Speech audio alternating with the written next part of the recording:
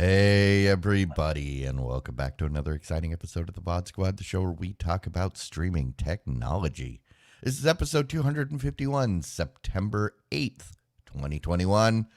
I am Clyde, and today I am joined by Michael Aston. Howdy, y'all. And Matthew Ross.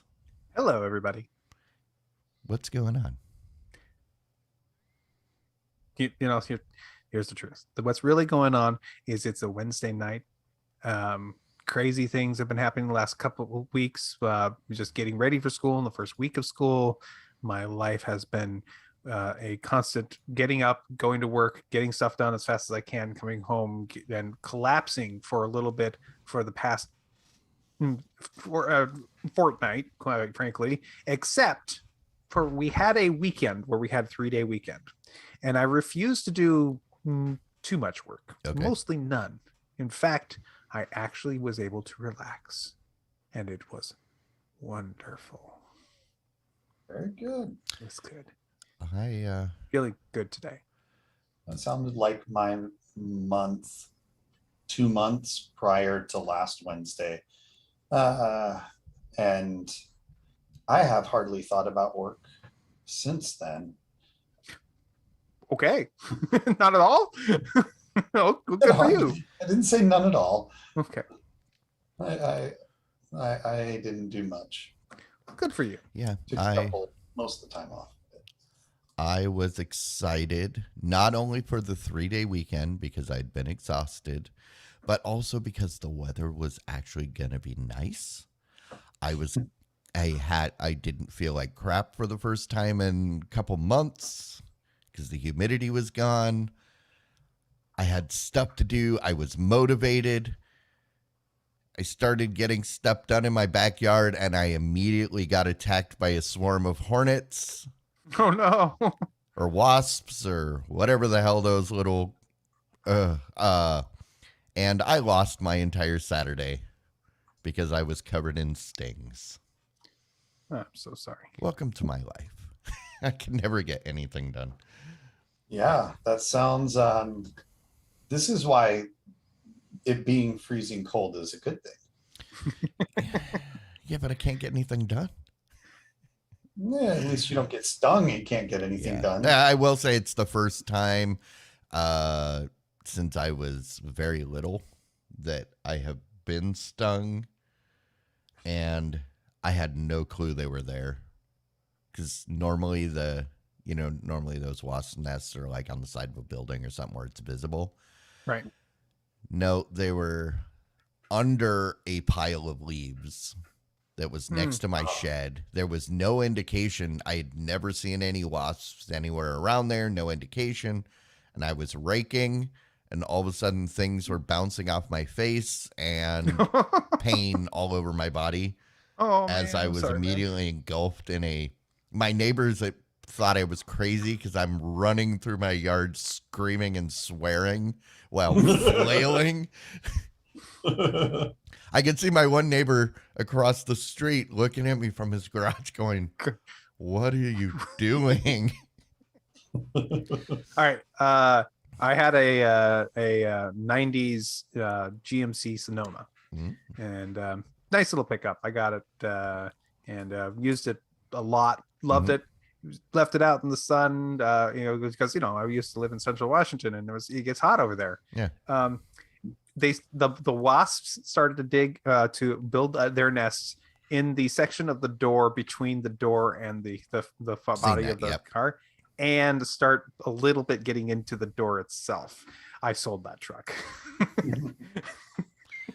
We sprayed it. We got rid of it, but I'm not saying that I didn't get rid of it because I didn't like wasps. Today's technology They have this amazing product, which is a foam you can spray from 27 feet away.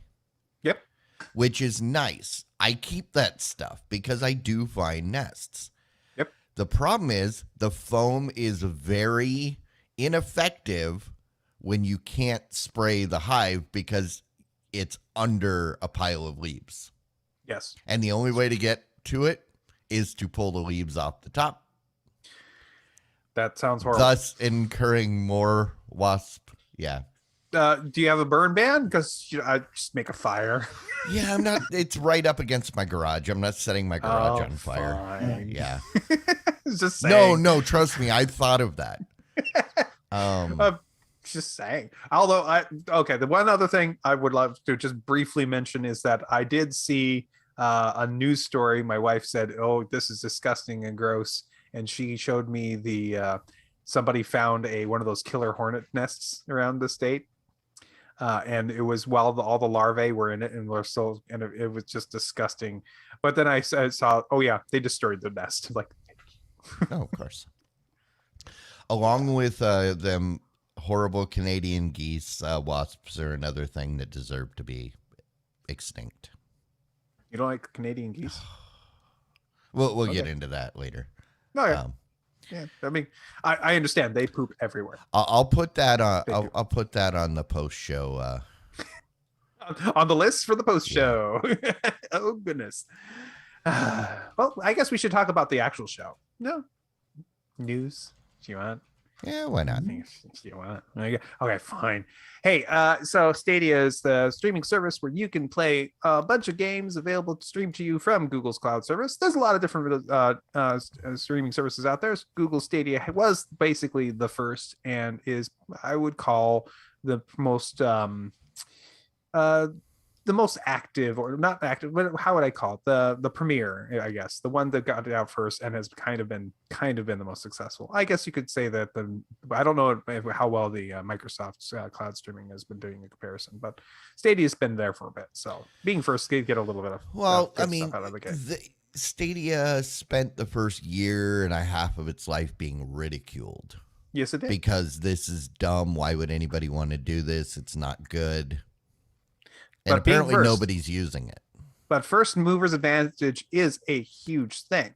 Exactly. And so, yeah, Stadia runs through your browser, sometimes with dedicated apps. But so generally, that means you can play through a web browser. And they put web browsers on all kinds of things. You know what I mean?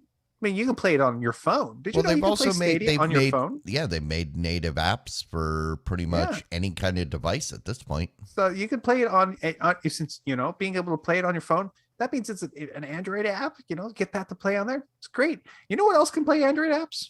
What? Smartwatches. Sometimes you can hack a smartwatch and make it play a full Android app. I can see that. So this guy, he's decided he's going to go ahead and play Assassin's Creed Unity, which is a Stadia game, on his smartwatch.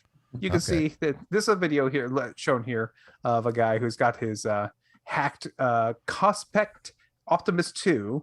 And it's a watch with 4 gigs of RAM, so maybe that might be a little help in this. But he's got it hooked up, and he's able to play on his smartwatch using a Bluetooth controller the full game on his smartwatch. This is awesome. I think this is great. I heard Stadia had touch controls, but this is what I want in the future. I want to be able to go. So you're telling me I could play this on my refrigerator? Yes, you can actually, because lots of those refrigerators have web browsers built into them. What about a treadmill? The Peltion's treadmill. Somebody's got that working too. The Peloton, the Peltion. Whatever. And also, if you got a Tesla, not a problem. You can play right in your Tesla. While you drive. That's what autopilot's for, right? Oh, and I thought you're supposed to pilot the car through the game. No. Too many layers. You're not supposed to control the car because that way it'll crash into stationary first responder vehicles. Oh man, did it do that? Oh yeah. My favorite was cash registers. They've been making crash registers play Doom forever, so I don't know about that. But yeah, that's cool. What better way to spend your day at work between customers, or even while a customer's being slow on picking the type of gum they want to add to the order, than to play video games on your cash register. Yeah. Well, actually, it doesn't sound like that bad idea because there's plenty of things. I don't know. How about what? During the pandemic, when nobody's allowed to come into your store or your restaurant anyway, Yeah. you may as well. Maybe, I don't know. And how about this? I don't know anything about this model. It's a rival microwave that apparently they've got some kind of display built into it. So that's right. You can play a Stadia game, and they love it. They have Battle at Bikini Bottom on it from SpongeBob SquarePants being played on a microwave. So yeah, somebody put their screen in, or they put a device inside the microwave, but still. That was one that made me giggle. Also, we're noting somebody got it running on a color e-reader. Yes, on e-ink. Wow. I like that. That's cool. Yeah.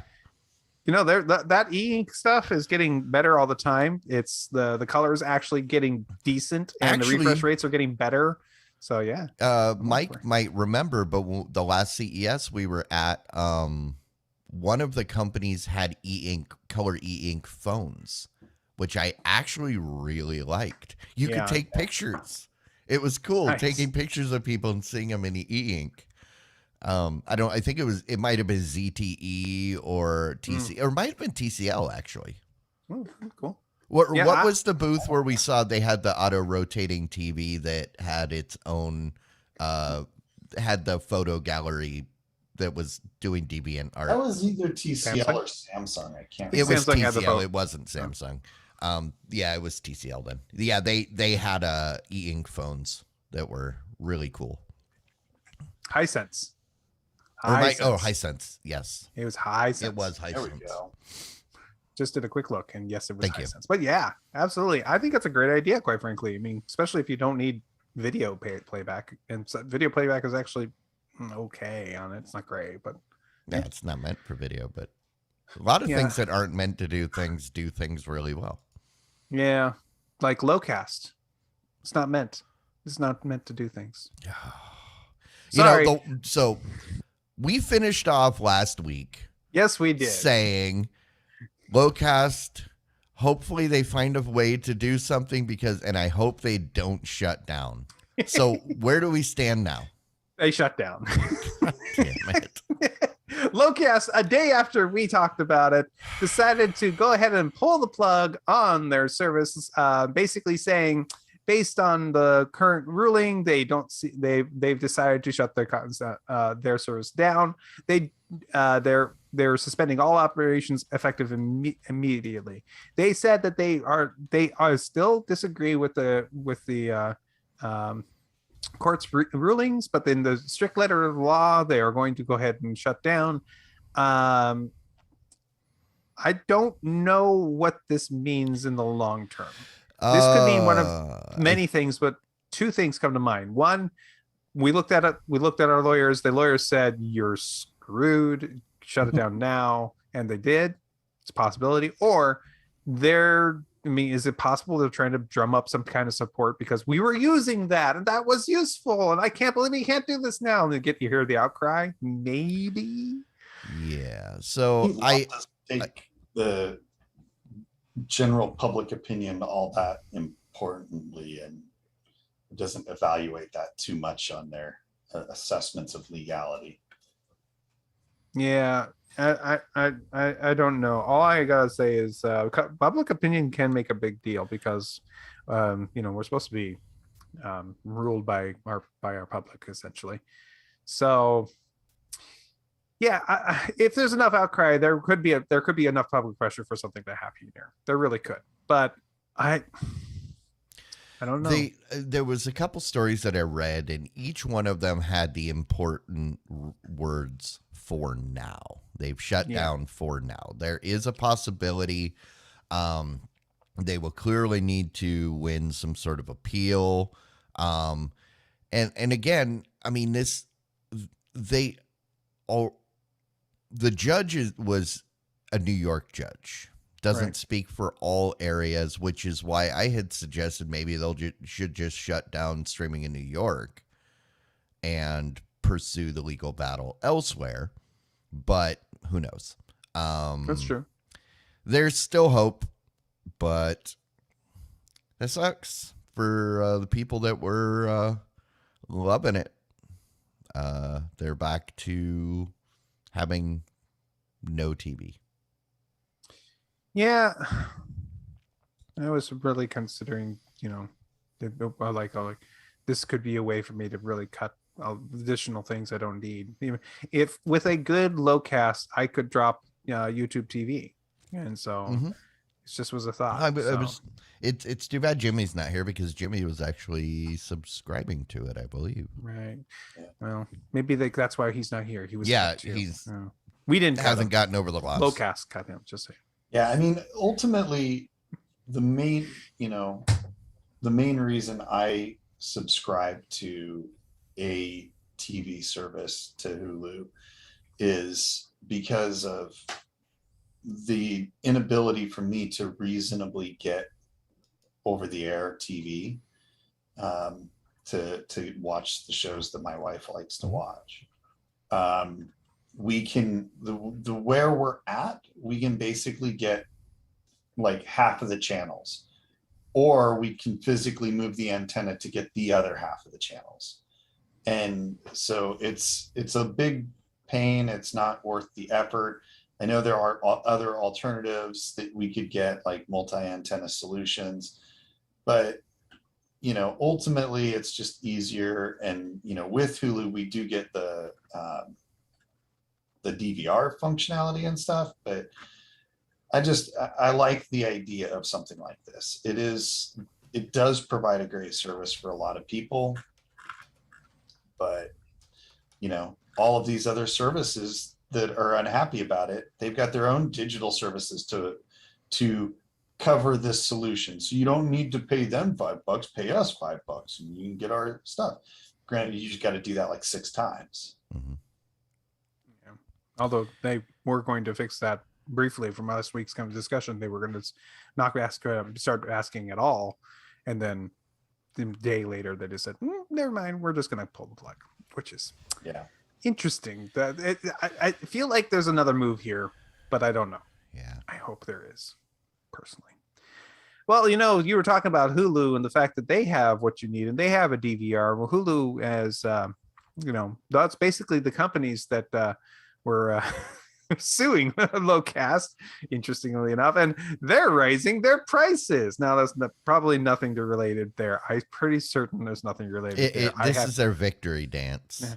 Yes, we're going to charge you more, $1 more, $1. What are you going to do? Ask for it. What are you going to do? You're going to pay it. You're going to pay it. What are you going to do? Go watch NoCast? Oh, wait, you can't. This is called extortion.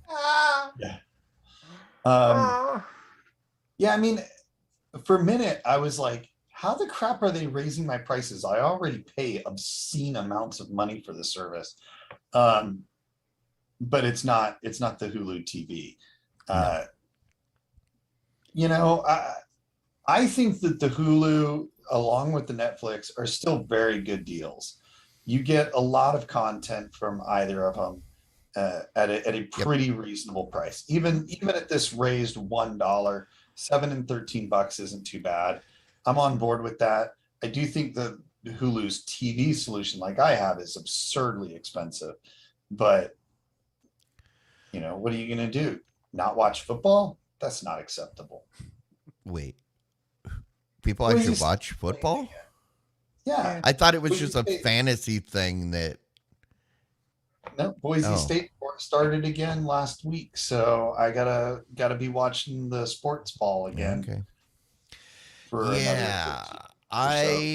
At first I got a little bit angry, mainly because I couldn't remember how much I'm currently spending on Hulu. We're still in that threshold of I'm more okay with it than the almost $20 Netflix that caused me to step down my subscription. Because Hulu is my number one. Every time I turn on the TV, the first thing I do is I open Hulu, for the last couple months, there's been nothing there to watch. So then I quickly exit Hulu and then find something else. But So Hulu is your first choice. Hulu is my number one. And you know, $13 for the tier that I'm on, I'm okay. It's been a while since it's gone up. It's also worth noting that one of their tiers went down by $1 like a year or so ago because of the Disney deal. Oh, They lowered it from like $6 down to $5, but now it's basically going back to the $6. interesting. And if you have a Disney bundle plan, I don't think your price is currently changing. Okay. Well, that's fine. What if you are, in Europe and you really wish you could watch HBO Max? What do you think about that? You gotta get on a magical tunnel that takes you to a different part of the world temporarily. There's no such thing, sir. No, you can't do that. You have to wait until October if you're in one of these 6 countries. These 6 countries are getting HBO Max on October 26th, and that's Sweden, Denmark, Norway, Finland, Spain, and Andorra. Wait, Is it Andorra? Andorra. What the hell anyways. is Andorra? I actually That don't sounds know like where a title. Andorra is. Well, we're gonna look that up. But also they're going to be coming up with 14 more European countries in 2022. So they are working on extending out to multiple different countries out there. So yeah, I don't know where Andorra is. I have to look Is this it up. Sorry, named- guys. was it- Pronouncing it wrong, Matt? It's Endor. I was Oh. gonna say no. Oh. Was it founded by fans of Bewitched? Because her mom's name was Endora. I have no idea. Andorra. Andorra is in Spain. I'm sticking with my Endor. Ah. It's actually it's between Spain and France. It's kind of like Luxembourg, a little Okay. speck. It's Ah. is a town and municipality of Teruel province in the autonomous community of Aragon, Spain. Wow. It should not be confused with the Principality of Andorra or its capital, Andorra la Vella. So maybe I'm not even looking at the right Andorra, No, because there's I don't another know. one. I think I don't know. Yeah, this is it is basically like Luxembourg. It's just tiny Okay. little speck of a country. Well, welcome, Andorra. You're getting HBO Max. Congratulations. I'm sure you weren't somehow getting it some other way. I don't know. But no, that's good for them guys, those guys. And yeah, we're going to get HBO Max is going to continue marching across the globe and providing more services around for everybody. So that's good. If you were hoping that you could get your HBO Max in Andorra, congratulations. All right, if you are, Unfortunately, you can't get it in indoor. well, it's covered in little furry creatures. Yeah. Makes it hard to get good reception there. Yeah. Although they did have that giant dish, but somebody blew Oh it up. no, you can't. You will never get it in Endor because HBO Max carries DC properties. Mm. Gotcha. Yeah. So if you're looking for a new car, I might have the deal for you. That's right. Chrysler is making new models of their 2022 lineup, and these cars are going to have all the newest technology: heated seats, automatically opening doors, and Amazon Fire TV built into it. Yes, that's right. You can get it's got Amazon Fire TV. They just found a way to guarantee I don't buy a Chrysler. Other than the fact that it's a Chrysler. Yeah, I'm sorry if I have some bias against anything. It's the one my dad said don't buy that one. We used to work on those. Don't buy those. I am a Really? fan of Okay. Dodge performance vehicles. I've always liked Dodge trucks. But yeah, Chrysler. I personally, obviously, well, not necessarily obvious to anybody, but I would never buy a Chrysler. it's only obvious that I think only like 3 or 4 people do. But I do think this is pretty cool because they have 2 10-inch displays in the car, which is pretty typical of van and mini and like larger SUV style vehicles. They'll have a display for the back seat and a display up front. And to be able to utilize all of the functionality that you have at home, if you are a Fire TV user and just you hotspot it to your phone and you can watch whatever you want anywhere. I think that's pretty cool. I personally like the idea. I think it would make far more sense to be some sort of add-on based functionality to enhance the monitors so that you could also remove the device if it dies, needs updated or replaced or whatever. I don't like it being built in. I mean, it's just like, you know, building all of the functionality into your TV or whatever. It doesn't really do you any good because it's usually the worst version of that functionality. So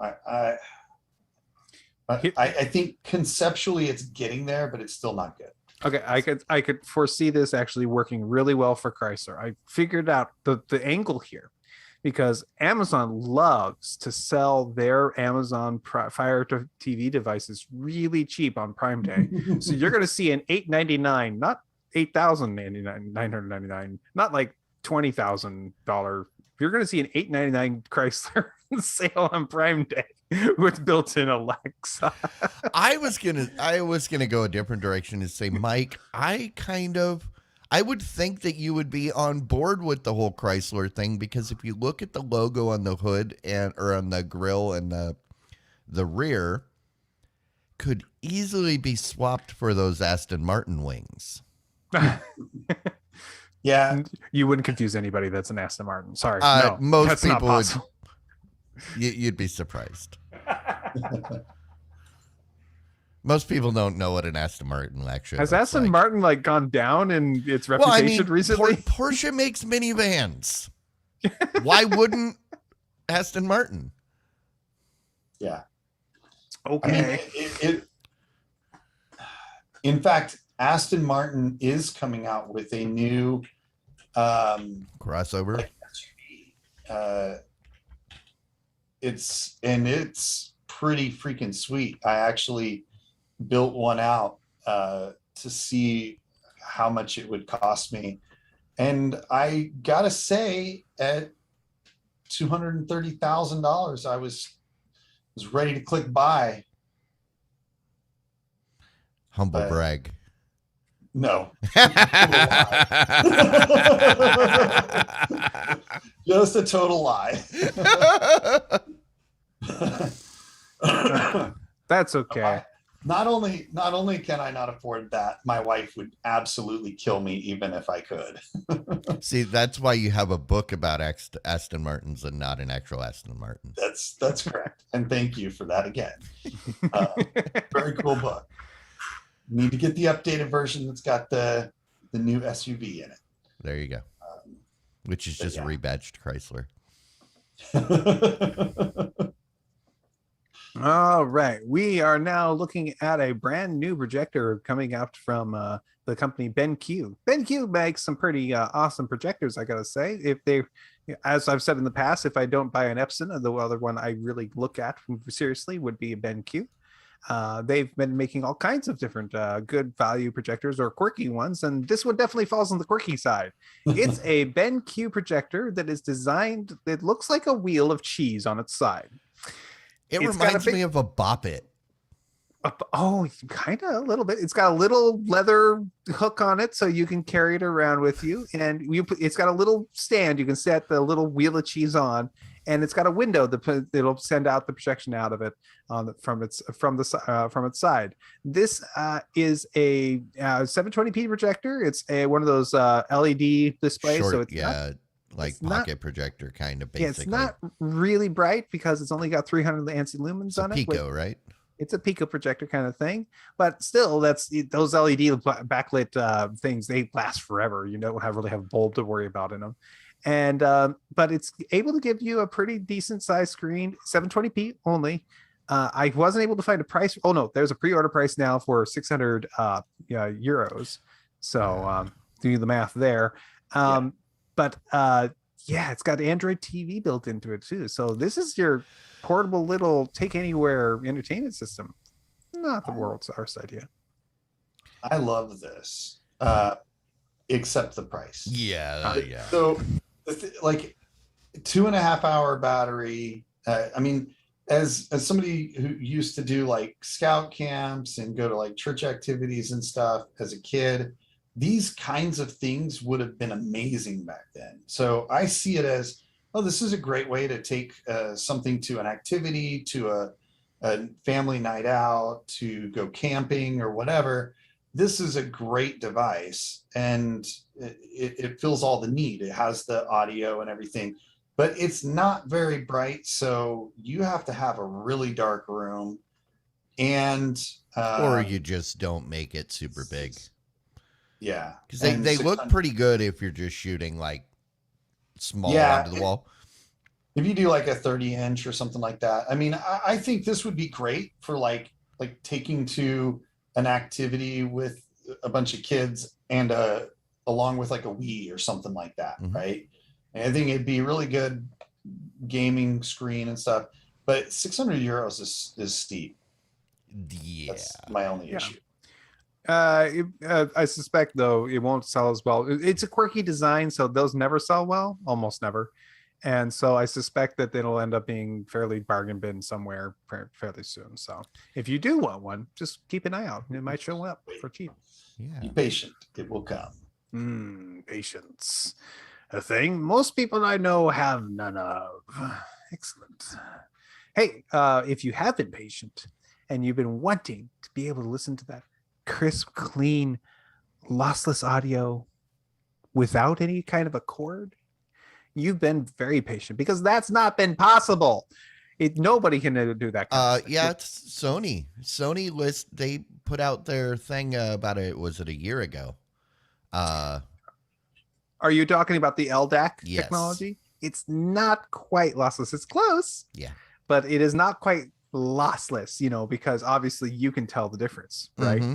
I mean, and you also had to buy their super expensive headphones that were proprietary. I can tell the difference, absolutely. So but no, this Qualcomm is of course has their chipsets, and they have doing their various codecs out there, and they are making a new version of their Aptx codec called the Aptx Lossless. This is a newer one that's going to give you CD audio sound. That means it's going to be 44.1 kilohertz and 24-bit 96 kilohertz streaming modes, 16-bit or 24-bit, your choice there. And we'll be able to provide a completely lossless audio technology over a compatible phone with their Qualcomm codec and Qualcomm supported headphones. Yeah, lossless audio. It's finally coming. If you're looking for that, this is cool in the fact that it's a codec, which can be loaded onto any device that supports that codec. And if you have a Qualcomm chipset that's fairly modern, it most likely already supports that codec, which means my S20 should be able to go lossless. Not necessarily. It depends on whether it has this version of the codec. It's going to be a new version. That's what I'm saying. That's the thing, is the codecs are software. They can be loaded. It's possible. That's why I was saying there's the potential that I should be able to. I believe this phone has this Qualcomm Snapdragon, and it should be of the correct generation. But still, I don't have any headphones that can take advantage of the Aptx codec. Yeah, I was gonna say the real trick is, previously you had to buy an external DAC for your smartphone to be able to do this. Well, you still have to have super high-end headphones to be able to tell the difference between lossless and non-lossless quality on the headphones. So probably still won't benefit most people, but I'm sure a lot of people will buy it because they want to look like they know what they're talking about and doing with their Beats headphones and, you know, fancy, expensive audio tracks. Well, the various Aptx codecs that have been coming around, it seems like almost all of them are starting to support at least the older codecs that were coming out, and the newer ones that are coming out. Like the for a while there was the Aptx low latency codec that I was interested in because that's what I'm interested in. Give me my crunchy audio, just make it low latency. That's what I care about. So hopefully this is a standard that's either open or inexpensive to license, so a lot of companies can start using it. And I don't mind this being an option. That sounds great. I still won't be using it because I could care less about lossless audio. Give me my lossy audio, everybody. I don't care. It sounds fine. Yeah, my hearing loss is sufficient enough that I can't tell the difference. And from my experience, running sound and going to concerts and stuff, that most people, they can't tell. Oh no, it's but for those of you who do, here you go. Enjoy the audio experience. And I have my S20 has a Qualcomm Snapdragon 865. Okay. The SM8250. So yeah, it might be able to send that. I'm pretty sure. Now, will Samsung allow that to be? They want to have you buy the newer model, so you get that. See, it's a bolt issue at that point. That was one of my. It's always been one of my complaints of Samsung is they want to be Apple. Well, yeah. Who doesn't want to be the number one thought of brand out there for a device that sells millions and millions and millions in the world? Not that they want to control the users. Oh, like sheep. Yeah. Well. So. Okay. What's next? Bose doesn't care if you're a sheep because Bose knows what you want. Those as highs long as and lows. You've got the money. If you've got the money, honey, they've got your disease. Yep. Bose is selling their high-end smart audio soundbar 900. This is a soundbar that has built-in Dolby Atmos support. That's the one that does the full surround in the soundbar, right? Yep. That's a pretty impressive. It's called the 900 because it's $900, I guess. I don't know. That's appropriate name. No, but it is their newest end of this technology. I didn't really read that much about it, but it's a sound bar, people. These things, I mean, I know they're impressive. I know they can do amazing things, but I've just seen so many of these since we've been doing this.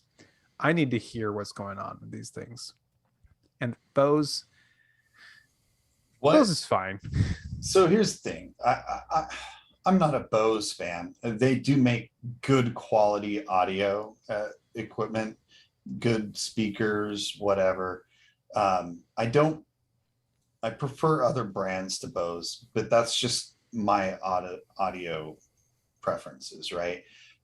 These are, I'm sure, going to be really good. When I was comparing, I bought a new TV and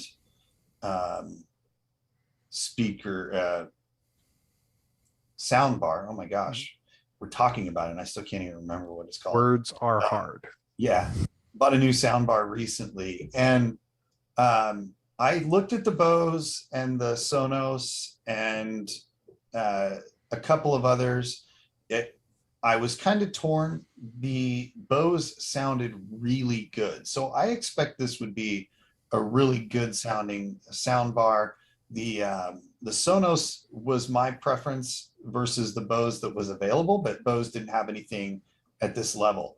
However, I listened to several other options and ended up going with the $150 Vizio soundbar. And while it didn't sound anywhere near as good side by side, when I got it home and hooked it up to the TV, I couldn't tell that it wasn't great. So I'm perfectly happy with the $150 one. So kind of going back to all of our other conversations, it's pretty hard to tell when you're not doing a direct side-by-side comparison on these things. Yeah, this was designed to complement your Kia K900. I have to look up what that is. It's a car that I would drive, except it has 4 doors, which makes it undrivable. For me. Okay. Yeah, I Bose is one of those companies that you either love it or the way it sounds, you either love it or you hate it. Because it's too expensive? No, I mean, in regards to the sound, people either love it or they hate it. But you have to, there's a small subsection of the people that actually love it and are willing to pay the price. Gotcha. And that's their companies. That's their clientele. Gotcha. Yeah. And I mean, most of the time they sound good, but they don't sound $900 good. Right. I would argue. I'm interested in, I'd be interested to listen to it. But these virtual surround bars, I'd be interested to hear a demo, because I've never heard a demo of the virtual surround out of a 2-bar system. So we've seen demos of these at CES, of the virtual surround sound. Yes. And I've seen some good ones at some stores. But the issue is this, like, because it is simulating surround, utilizing reflections off of walls and things like that, it really has a very small sweet spot. Mm-hmm. So the place where you can sit and hear really good surround is fairly limited. And that means that if you're like in a normal living room environment where not everybody is sitting directly in front of the screen, then there are people that it's just going to sound really weird and off to them. And so I like virtual surround sound or literal surround sound really only when you're virtual even more than real, when you're in a theater setting. The one that we sat through from Creative sounded awesome. Mm-hmm. And from anywhere in the room, it sounded great. But that's because their demonstration room was built specifically for that purpose. Mm-hmm. So and it was like a 10 by 10 square room with no. I was going to say, if your viewing room is shaped like a shipping container, you might be pretty good. If it's open, if you've got an open floor plan, or it's like weird like mine, probably not going to be great.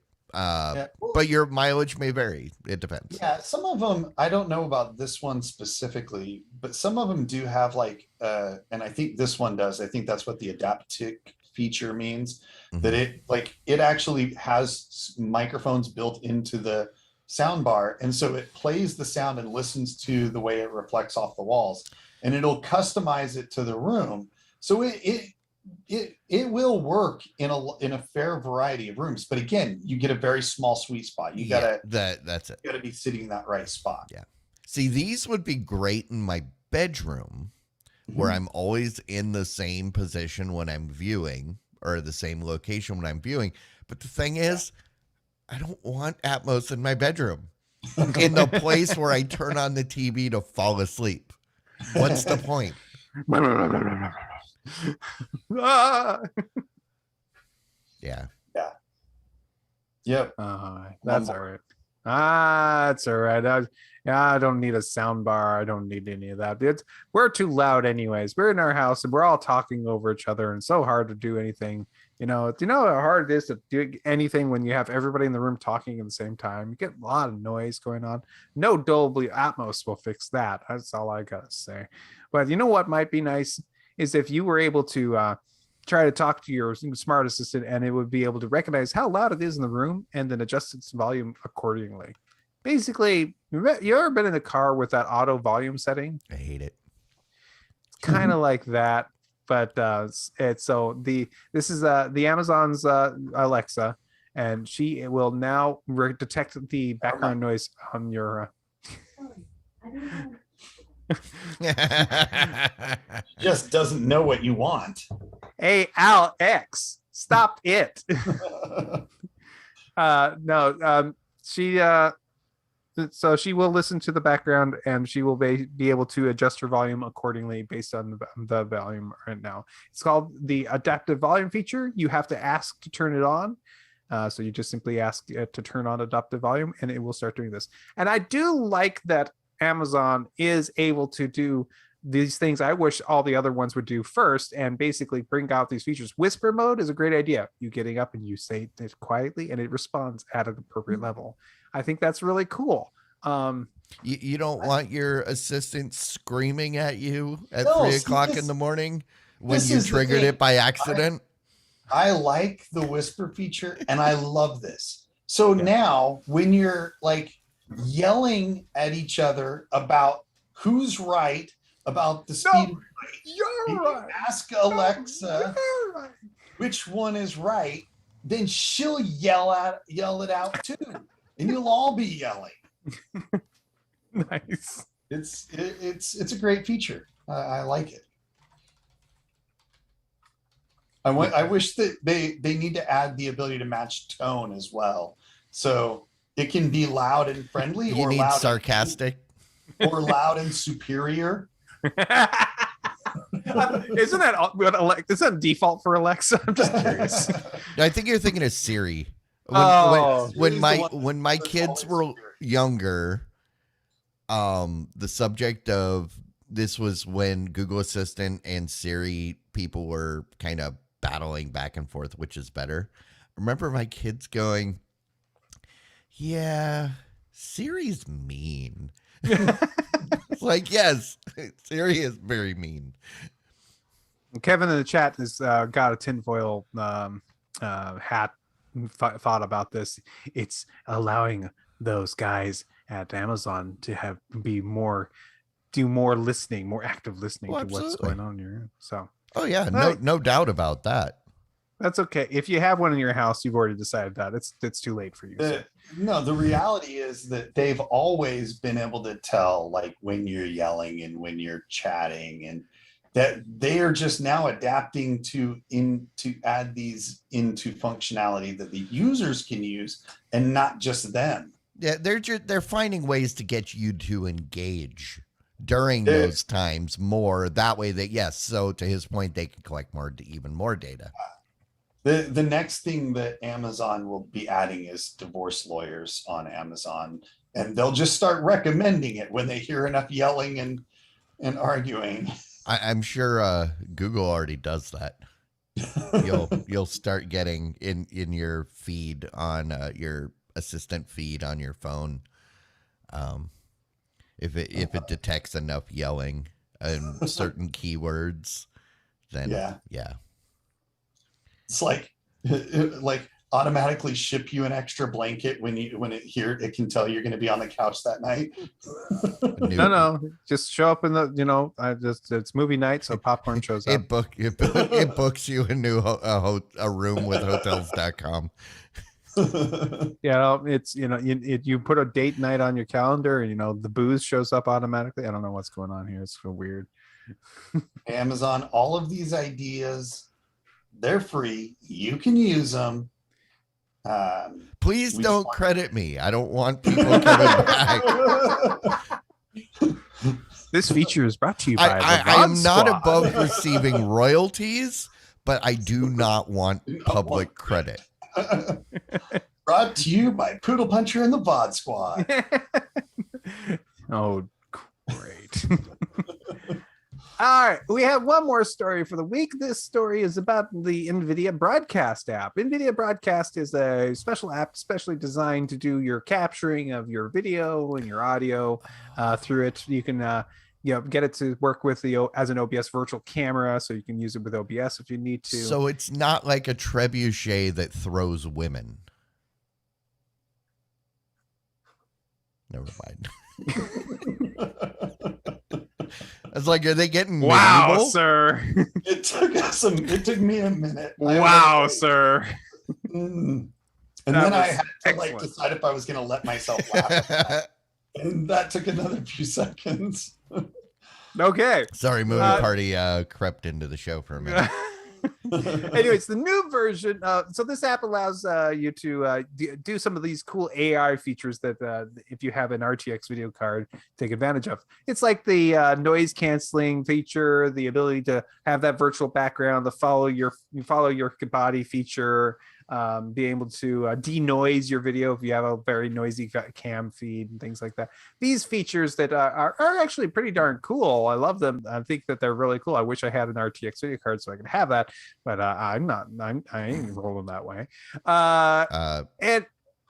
So I have they have a new version of this coming out, version 1.3, and this is going to be supporting some of the more advanced cameras that the people have been taking their Canons and their Sony cameras and using them as webcams. Generally what happens there is you have to use their special app in order to get access to the camera for this feed, and the new version is getting support for both the Canon EOS webcam utility and the Nikon's webcam utility and Sony's webcam utility. So all three of those are going to be supported under the NVIDIA broadcast app, so you will be able to have your awesome broadcasts in a glorious AI enhanced vision and audio. When do we upgrade?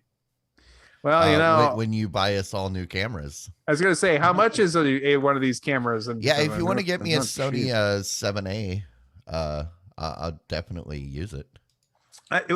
So when we were starting to trying to find cameras, because we had to go all suddenly remote, and my photography teacher said, "Oh, I have all these cameras. Are they good?" And I looked it up, and yes, they can work, no problem, great. But they came with like these super low resolutions because they were old cameras. They maxed out at like less than 720p. It was like, just use the built-in camera, it's gonna be better. So it's like, sorry, man. Oh well. No, some of those nice ones, they do look amazing when you can get one of those. So yeah, it's pretty cool, gotta say. But yeah, if you got one of those cameras, you want to hook it up to the broadcast app, and you have an RTX video card, so you can use some of these new advanced features, good for you. You're going to be the best looking guy on the internet. Perhaps, maybe not. All right. Yeah, A7 III. I'll take one of those, please. That is the week's news. And that brings us to the point in the show where we like to say thank you. Thank you to all of you beautiful people that support us every month via Patreon. Nice. Patreon is the place where you get to take your cold, hard cash and set it on fire. Wait, no, don't do that. I was going to say you set it on fire by supporting other people that aren't us. Oh, okay. But if you'd rather make a investment, may not be the best investment, but it's still an investment nonetheless. I mean, those other people, they got enough patrons. They're not going to notice a couple dollars here and there that go wayward. But for us, does mean that'd make a huge difference. But to those of you that are already supporting us, you are awesome. We appreciate it. And definitely, if you are not currently a subscriber and you think that you get some modicum of value out of this show, hey, why not head over to patreon.com/thebod squad, throw us a buck. That's literally the smallest amount we're allowed to accept. Yeah, we'll take more.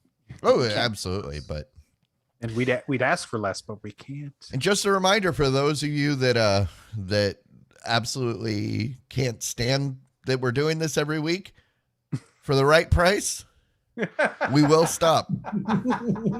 Is that still out there as one of the levels? Absolutely. Oh, I mean, it's not officially a level, but I will make it a level if someone wants it. I will pay you to stop. Okay. Yeah. That's fine. I think we settled at, was it a 15 or was 15. It 1,000 or 1,500? It was more than 1,000, $1,500, I think. It would say 1,500 a month.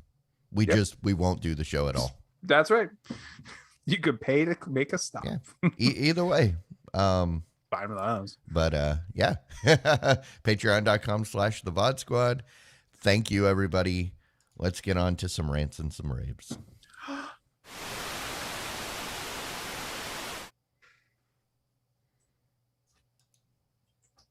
All right. Rants, raves. What is going on? What do we got?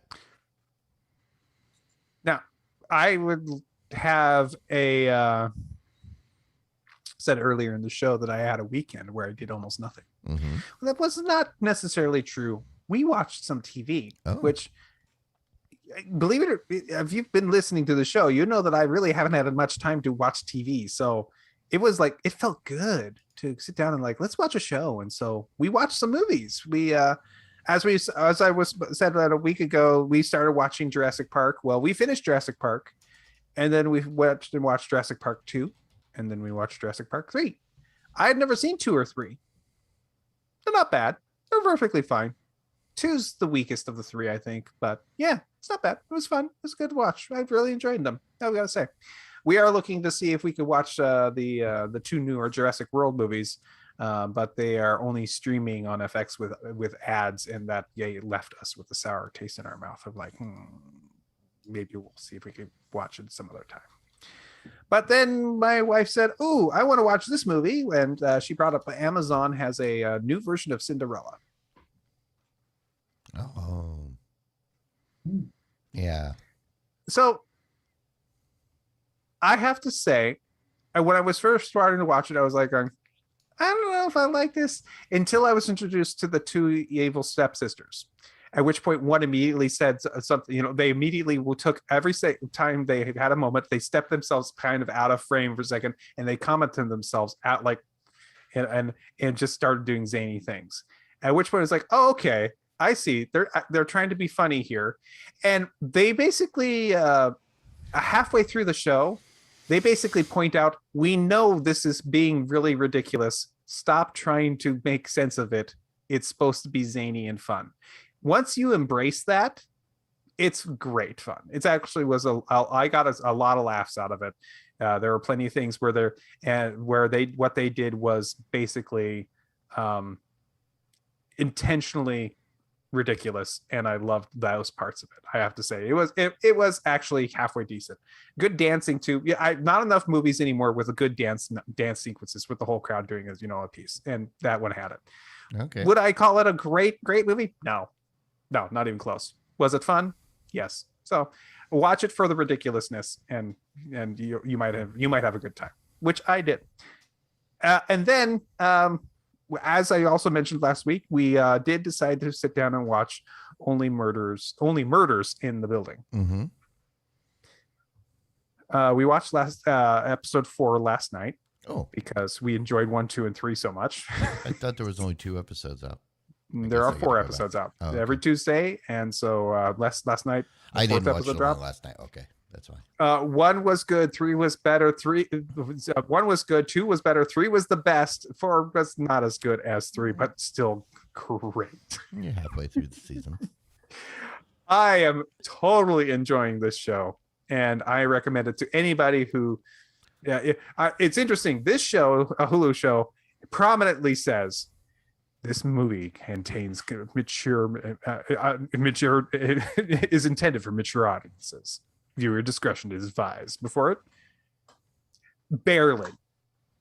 I would say barely. It's actually not that bad. It's got some language, but not that. I mean, but it makes perfect sense when you hear the language, and it's got it's got like 80s level of gore. I mean, it's gore obviously, but it's actually not that bad. It's a great show. I'm totally enjoying it. I cannot believe this is our new show. We'll really just say I am withholding my thoughts on the show, mainly because I don't want to invoke the rule of Clyde. Oh, please, sir. I would appreciate if you waited at least until the end. The show is done. I'm just saying. I refuse to. I've watched it's Steve Martin and Martin Short. Absolutely, I'm watching it. Yeah, I saw it advertised yesterday, and I was like, "Oh, I gotta watch that. I gotta at least give it a shot because they're 2 of the greatest, in my opinion." And I mean, they've been working together for a long time. They were doing a bunch of like 2-person comedy things for Yep, they've years. been doing that. Of course, Father of the Bride, Part 2, Mm-hmm. both excellent movies that they were in together. Those guys are great. Absolutely. And they're great in this movie and the show too. I can't recommend it highly enough. It's been wonderful to watch, and it's got good twists to it too. So it's an actually good. And also, I love that it's a podcast show. They're making a podcast, and so they're doing all this stuff. That's like, oh, okay. It's like, okay, and they're making fun of it the whole time. It's so good. Everything is not okay in Oklahoma. And let me recommend real quick, if for those that are a fan of Steve Martin, there's a movie that you may not have watched because it didn't sound very interesting. It's called The Big Year. It's a movie about bird watching, competitive bird watching. It's got Jack Black and Owen Wilson. Ooh. And the entire soundtrack was written by Steve Martin. Nice. Because he went on the road for a year or so with the Steep Canyon Rangers, but they backed him up for the soundtrack. It's a great movie.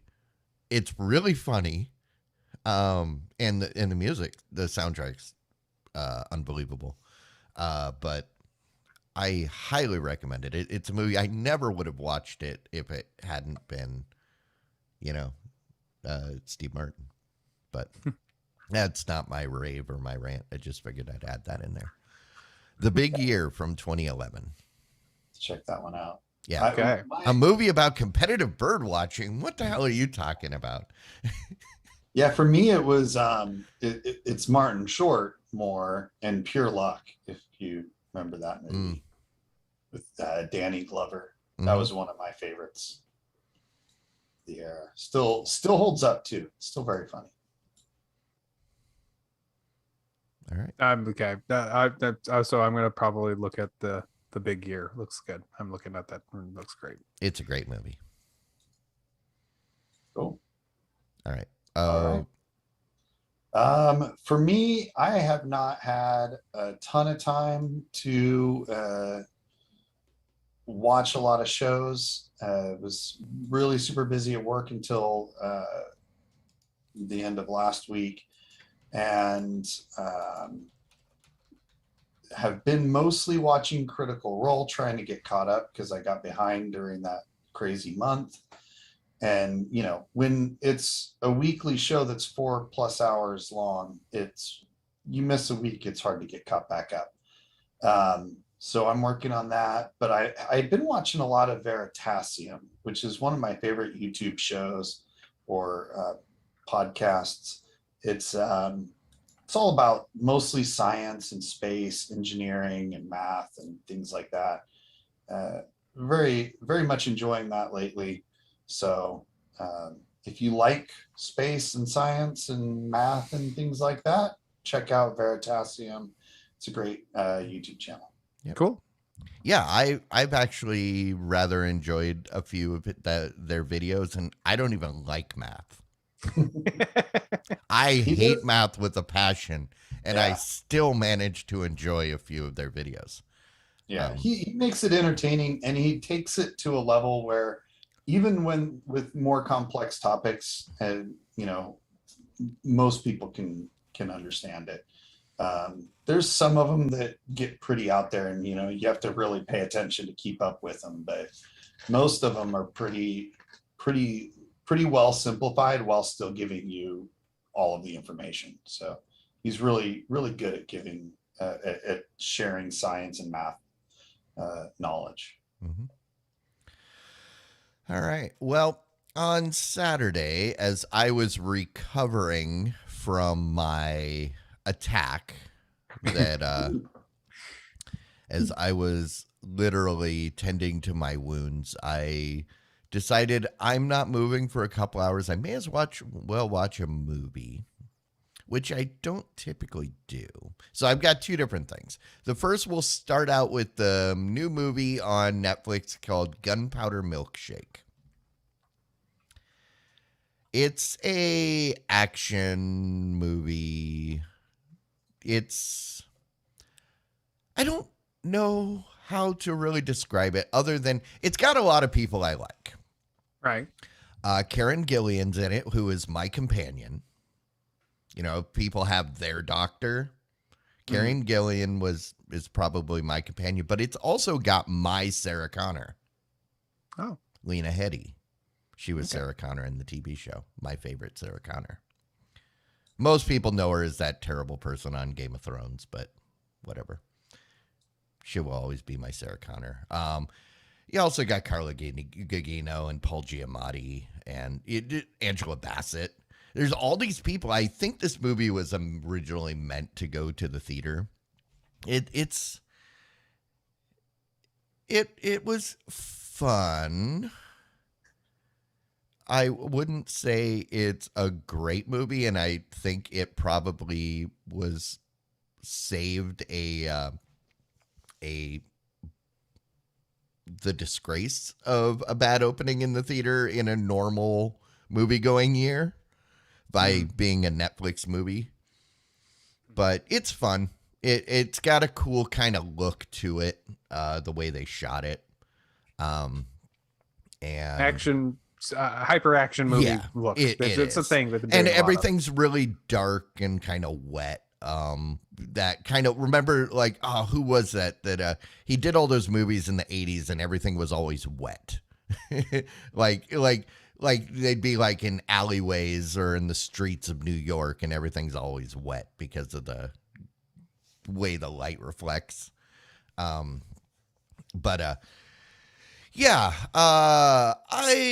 would recommend checking it out. It's on Netflix. It's not going to cost you anything. And if you don't enjoy it right away, then you can always turn it off.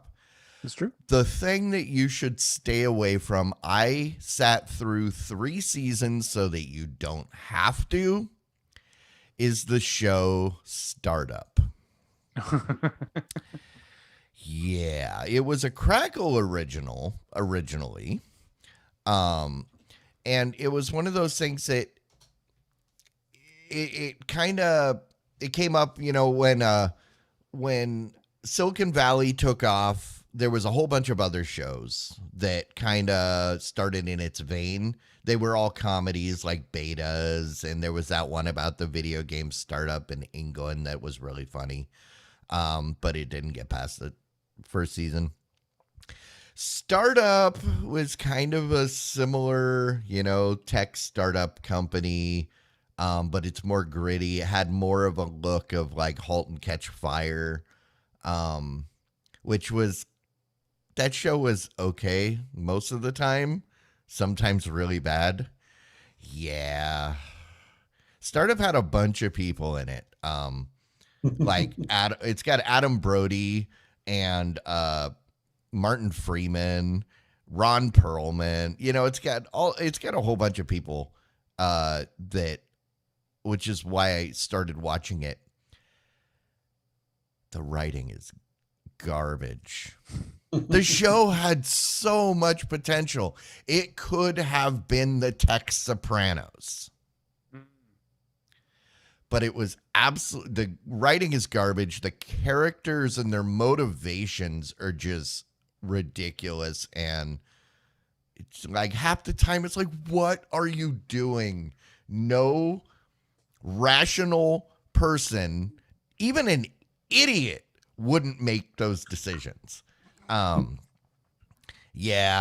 understood why it ended up on Crackle. And it didn't end up on someplace.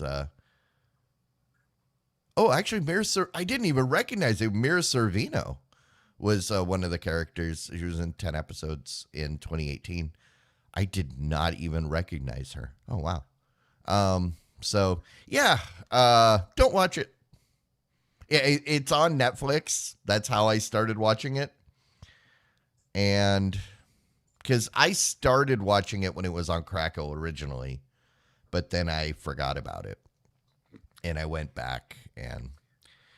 Well, the show, the section is called Rants or Raves. You have every right to tell us what not to watch. Exactly. This is my rant. The other one was kind of middle of the road. Not really a rave. It was a rave. The other one was a rave, kind of in the fact that it's got all the people. It's got a whole bunch of people I like, and it looked cool. Mm-hmm. But yeah, this is. Yeah. Sometimes that's all you need, is it needs to look cool and it needs to have people you enjoy watching. The thing that Gunpowder Milkshake definitely needed, that would have made it an absolutely amazing movie, is Nicolas Cage. He could have just been like a cameo sitting on a bench, and that's all the movie needed. Just looks, he sees all this action going on. He's drinking from it, and he's like, and then he walks out a door and goes, never mind. Something stupid. That's all it needed was, and that movie would have been probably amazing. Nice. All right. Well, this has been amazing. Has it now? And I don't know if we can maintain it much longer, so we're going to go ahead and shut it down. Say thank you to everybody for hanging out with us tonight. If you weren't aware, we are here every Wednesday, 9 p.m. Central on YouTube. And podcast is available sometime after the fact. Friday, Saturday, Sunday, Monday. I don't know. It comes out eventually. But if you are a patron, you will get it immediately. So if you would prefer to listen to this in an audio format, patreon.com/thebod squad will get it you will have it for your commute tomorrow morning. Nice. That is a guarantee. I can't guarantee anything else. That's the one thing I can guarantee. There are a few guarantees in the world. Because absolutely. But yeah, otherwise podcast is available anywhere the podcasts are available. And on that note, thank you, everybody. We will get out of here, head on over to the post show. And I say goodbye. Bye. Bye. Later. Diamond Club hopes you have enjoyed this program.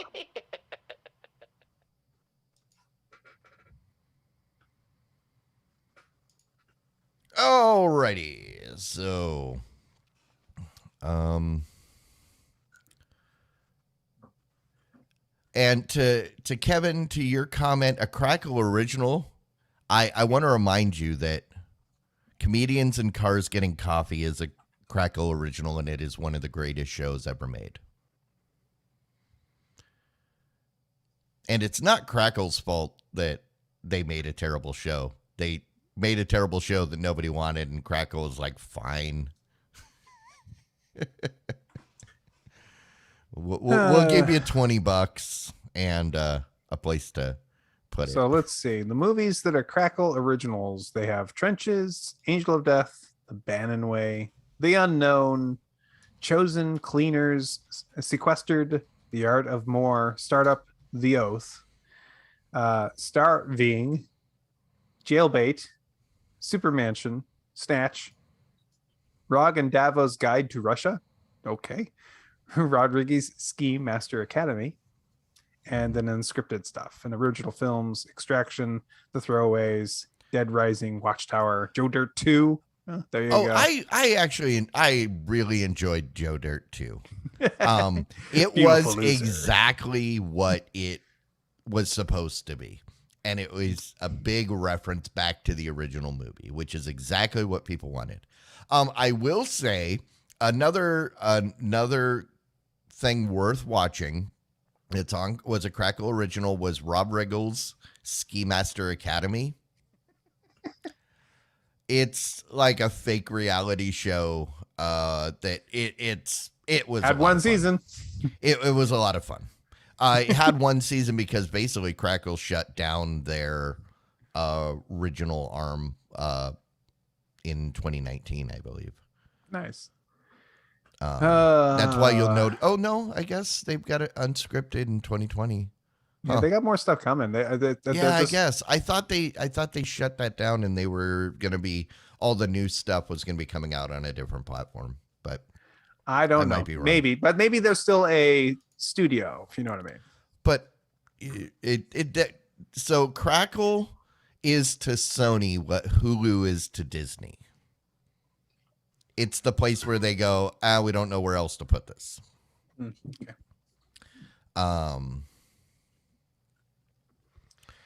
So that's okay. So let me go ahead and rattle off the titles for this week. So, because we already have some. You guys can go to tvs.showbout.tv to pick your favorite title if you'd like. You can pick more than one if you like. You can pick everyone if you like, but please don't do that. That basically neutralizes your own vote. So that doesn't make sense. The titles of this week are, insert title here, NoCast, Left Longing for Lowcast, DDR functionality. Now, you'll have to explain that one to me. Is that Dance Dance Revolution? Yes, that's what I put, because he said DVR, but I heard DDR. And then I was imagining people with a dance pad dancing. That's not dual density recording. Oh, okay. Where the hell is Andoria? I like and Andorra, yeah. Where the hell is Andorra? And I want to speak to that real quick. So Andorra, I'm pretty sure that the one that I pulled up is the correct one, because the one that you pulled up that's on the border has a long name. The rest of it's part of it. It's Andorra something something. So, all right. We also have listen to the lossless Kodak. Mm-hmm. 35 and Alexa millimeters. Will now yell at you. Nope, apparently she didn't pick that up. I have it muted. Oh, okay, fine. Once you activated it once, I muted it. Sorry. It's No, unmuted. You can trigger it now. no, I don't want to. I might make it do something really bad. So, anyways, those are some pretty good titles. Go ahead and we'll get some votes on what we're talking here. Oh, I have a question for you guys. Sure. So my boss has said, you should buy yourself a new laptop. I'm like, Okay. really? Okay. And he says, yeah. Okay. No, so getting around to, basically this came around because he, Are they asked paying me for it? Yes, they are paying for it. Okay. About a year ago, maybe half a year ago, he asked me what kind of laptop he should buy. And I asked him, what do you want? And he said, well, I want it to be easy to use, and I want it to have a 15-inch screen, and I want it to be lightweight. And I said, LG Graham. Mm-hmm. So we bought one, and he fell in love with it. Mhm. So much so that he said last week said, I like it so much. Can I buy one for work? I said, you're the boss. You can do whatever you want. You got the budget. And so he had me look up a price for an LG Graham for through the local through CDW. Mm-hmm. And we're just one of many places. So I quickly just got a quote, and it was pretty expensive. I mean, it's an LG Graham. CDW, when you see the term CDW, that means MSRP plus 20%. Right. Well, it can be, yes. And so I got the quote back, and it was $1,500. And it's like, oh man, that's expensive. But he said, oh, well, Costco's got it for sale, a better model for $800. Can I do that? And I said, don't look at me. Talk to the lady up front. You have to have a Costco membership somehow. So she talked to the lady up front who does all the billing, and she said, if you buy it, we'll reimburse you. And so he did. And so I passed this LG Graham because I took it back to my desk, and because it came with Windows Home on it, and so I had to reimage it and things like that. And I passed it over to my new tech support, my new guy, and he's a Mac guy. And he's like, oh, I love this. This is so light. I almost want one. I was like, And you can play really? games on it. No, but that's besides the point. No. I was saying to the Mac user. Anyways, so I brought it back to my superintendent and saying, hey, this almost got the Mac guy convinced to buy one. And he goes, well, you guys should buy one. Absolutely. And so I have a feeling I can spend around $800. Okay. But I should look at so I'm trying to think of myself what I should consider getting. You want the Razer, one of those Razer gaming laptops with the rainbow light up keyboard. No. And you're going to set it to unicorn vomit, like seizure mode. It's for the kiddies. I will say, when we first saw the Gram at CES many years ago, I was rather impressed. Mm-hmm. It's nice, but if I get the Gram, I'm gonna have to pay for it off of myself and get paid back for it. So that's like I could do that, but that's its own hassle. Yeah. I don't know. I've not kept up with laptops because I'm gonna have to do a little research, and so I probably want a 14-inch. I don't want the giant. I like a 14-inch. Yes. I don't like the 15-inch is nice, but it is also just a little bit bigger than I really want. The 13-inch is getting just a tiny bit too small. I mean, it's okay actually. Like the XPS 13, which is like, it's 13 inches, but it's kind of a 14-inch display because they just really edge to edge everything. Ooh, this is my work laptop, which I think it's a Latitude 5400. Okay. So it's not the newest, it's not the thinnest, but I will say of all the laptops I've had, it's probably one of my favorites. I don't absolutely hate the keyboard, although I rarely ever use it because it's on a dock or it's got the USB-C dock. Those are awesome. How old is it? Sort of, but I'll get into that in a minute. But is it pretty new? It's a couple years. 5400. Well, that's no good. So it's light enough that it's not like a Gram. Yeah, but we started having our Dell Latitudes batteries start to expand. And that's a problem with that type of battery. The problem with these that it didn't used to be a problem is the battery is no longer removable. Because before, when batteries would expand, it wasn't a big deal because you just pop it out and you'd throw a new battery in. Yeah. One of my coworkers, he had the model before mine. Because since I started last year, I got one of the newer ones. He still had the previous generation. Yeah, they had to send client services over to disassemble his laptop to replace the battery because the whole bottom was getting ballooned up. But I mean, it's got a touch screen, which I never use. It's got all the stuff. It's like I said, it's thin enough and light enough that I don't mind hauling it. I take it with me when I go out of town because it's. I like convenient. Dell's. They make really reliable laptops. So I might be looking at a Dell. It's just fine. It's just what I want is something that's thin and light enough that that is not going to weigh me down a lot. I always take with me a charger, which a USB-C charger would be great, and I also take with me my serial cable because I plug into switch. You don't want one of these giant HPs? Oh, that literally takes up the entire. Is that a 17-inch or a 15-inch? This is like a 17, probably. Yeah. It's got HP triple bass reflex subwoofer. If I can get it up high enough. Ow. There we go. But why would you want such a thing? I am working on this laptop because this was the laptop that was in the sound booth at my dad's church when he took over as the pastor. Well, if it's a desktop replacement, then a big 17-inch makes sense. Yeah, and it's cool. old. It came with Windows 7. That's how old this thing is.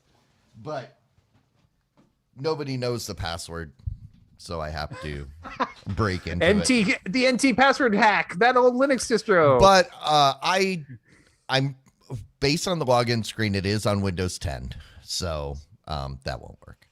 But oh, whoa, that doesn't work on Windows 10. No, worked on 7. Okay, yeah, it did. Fine.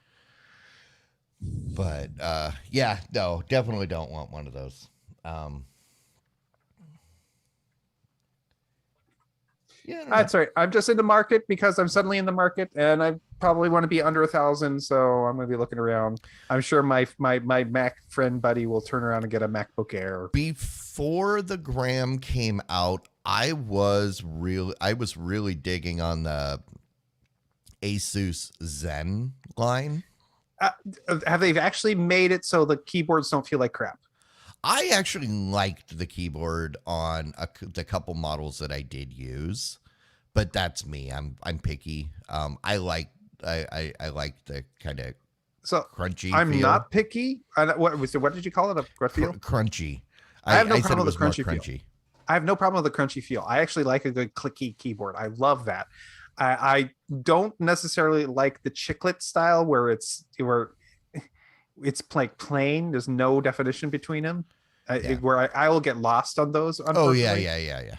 Chiclet keyboards are not my favorite. And also for a while their keyboards were spongy and corners would dip in the keys and they were the worst. So no. And that's what I was saying is I don't know the long term of those, but I liked the feel of the laptop itself. But yeah, I don't know. I don't know. I guess I'm probably not the right person to ask because I get all my laptops from business. I go to Micro Center and I get the off lease old business laptops because I get them for like $200 and they're good for the only thing I use a laptop for is browsing when I'm traveling. I guess what I need to do is find out which laptop has the best. One of the biggest things for me is it's got to be lightweight, but I also want it to have a gigantic battery life. So I'm going to look and see what options are. But I have stopped taking my other Dell, the one that I got for a couple $100 at Micro Center, in favor of my work computer, mainly because I'm able to work remotely if I need to. And then also I'm able to visit our data center in Germany if I need to. Okay. So my magical tunnel. 1 or 2 and 1. I don't really need touchscreen because I don't really touch the screen. All right, I'll take a look at my different options and see what I can find. Otherwise, I mean, the one thing that I would recommend that is technically a laptop but isn't would be a Surface Pro. Nope. You don't like the Surface Pro? I mean, even Jimmy, Mr. Apple, likes his Surface Pro. Well, the Surface Pro is this is literally the tablet with the cover keyboard. No. But they have different keyboard. You can do different keyboard, but yeah. I will take a look. I just wanted to know if you guys had recommendations, and I will look at those from what that you showed me. So yes, I appreciate the info. I really will. Now there was something you wanted to talk about at the post show. What was on your list? I was going to talk about geese. Oh yeah, geese are evil. Untitled Goose Game.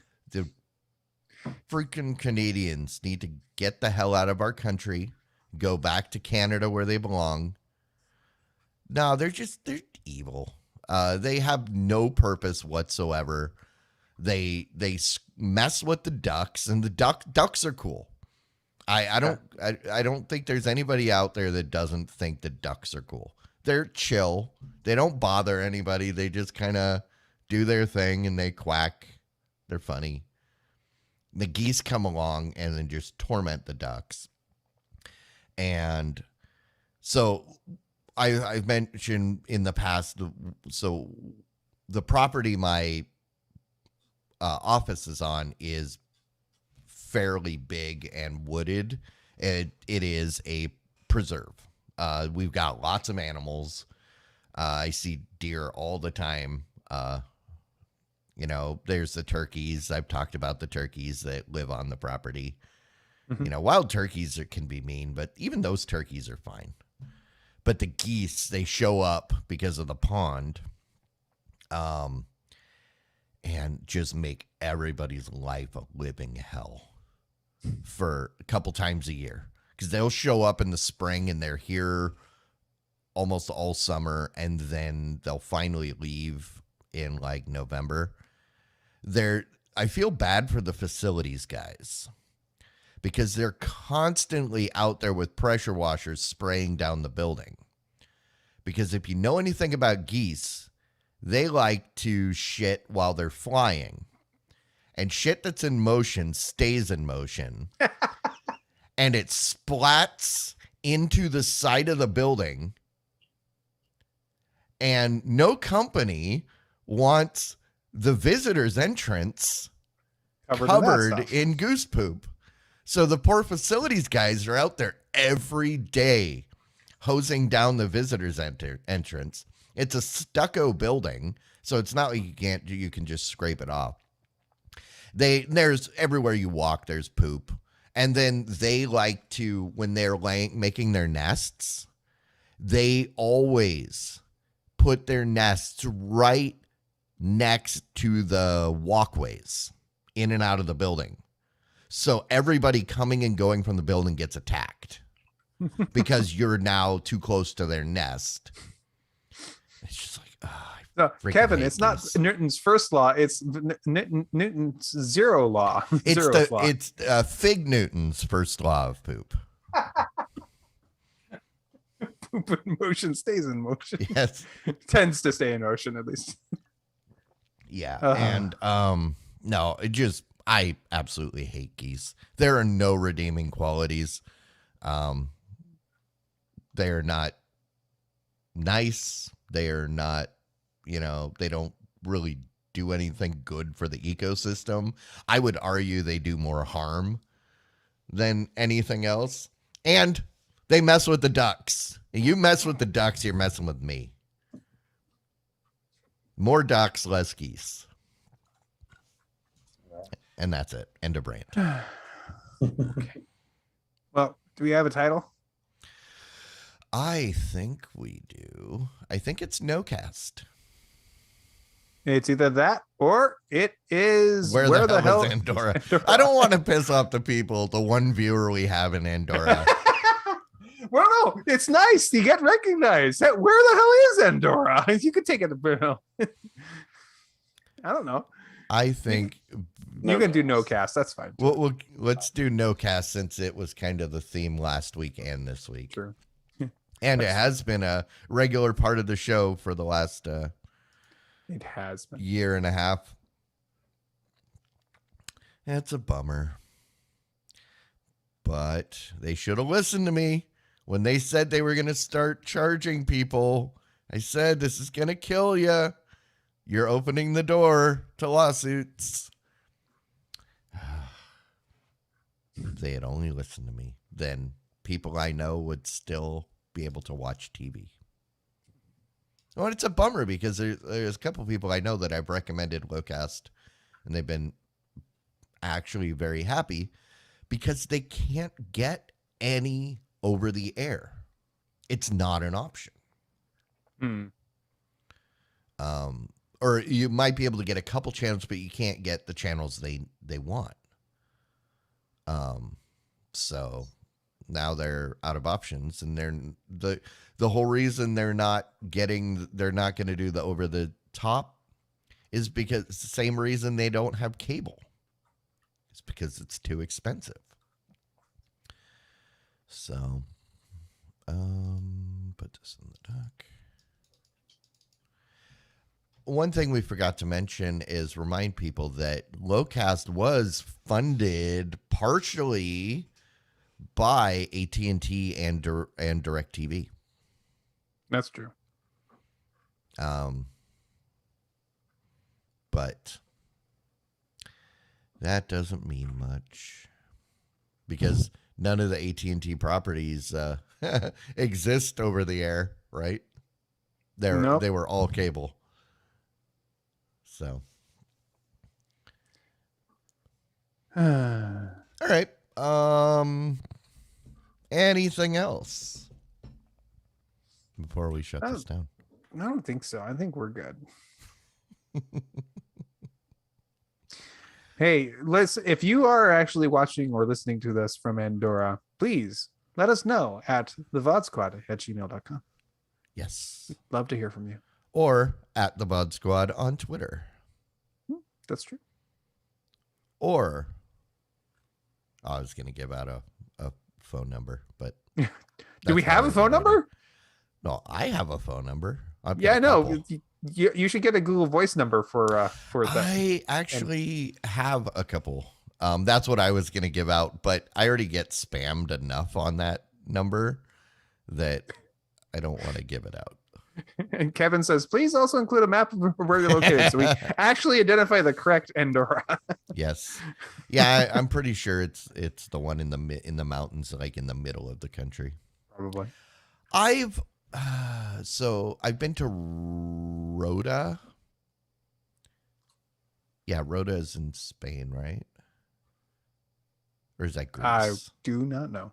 I've been to Rhodes and Rota. One is in Spain, one is in Greece. But then I spent about a week in Cartagena. And Cartagena was a lot of fun. It was especially a lot of fun because we were there for a week. We were only supposed to be there for a couple days. And for that entire week, nobody could get back to the ship. That's why we were there for a week, which meant the poor people that had to stand duty the second day got stuck. They never got to go, or they never got to spend any time in Cartagena because they got stuck on the ship. The whole reason was aircraft carriers, we can't pull into port because most ports aren't deep enough. So the aircraft carrier anchors out, and then we take ferries back and forth. Well, the weather got so bad that the seas were so bad that you couldn't operate the ferries. We tried that first night when everything was started going on. I was running boats back and forth between the ship, and it was crazy. And that's why first thing in the morning when I was free, I got into shore before they shut everything down. And then, we were trapped there for about a week. We couldn't go back to the ship. There were no hotels anywhere because the town was overrun with a few thousand people from the ship that had nowhere to go. There were people sleeping out on the beach, in caves, anywhere they could find shelter. It was crazy, and it was a lot of fun. Nice. I had fun in Cartagena. Very cool. All right. We got a show title. Yep, We do. We're all good. NoCast. All right. We'll go ahead and wrap this up. Thanks, everybody, for hanging out with us, and we will see you all next week.